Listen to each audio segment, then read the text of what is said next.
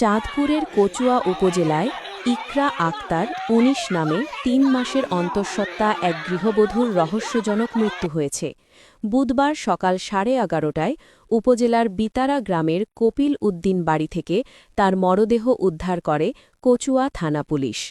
নিহত ইকরা আক্তার উপজেলার আশারকোটা গ্রামের ইউনুস মিয়ার মেয়ে। তার স্বামী সম্রাট হোসেন বিতারা গ্রামের শফিকুল ইসলাম আলম এর ছেলে। স্থানীয় সূত্রে জানা যায়, প্রায় ৪ মাস আগে পারিবারিকভাবে ইকরা আক্তার ও সম্রাট হোসেনের বিয়ে হয়। বর্তমানে ইকরা ৩ মাসের অন্তঃসত্ত্বা ছিলেন।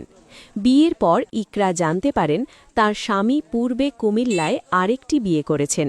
তার স্ত্রী সন্তানও রয়েছে, যা গোপন রেখে তাকে বিয়ে করা হয়।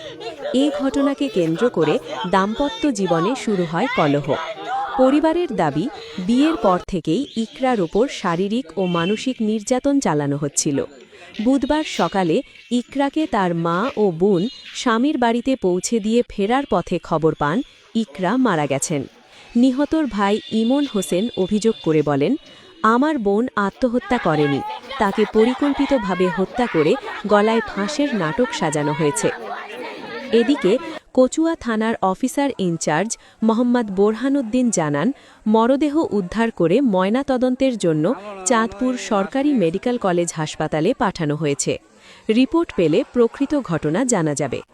ইকরার রহস্যজনক মৃত্যুতে পরিবারের আহাজারিতে এলাকায় শোকের মাতম চলছে। এই ঘটনায় এলাকায় চাঞ্চল্যের সৃষ্টি হয়েছে।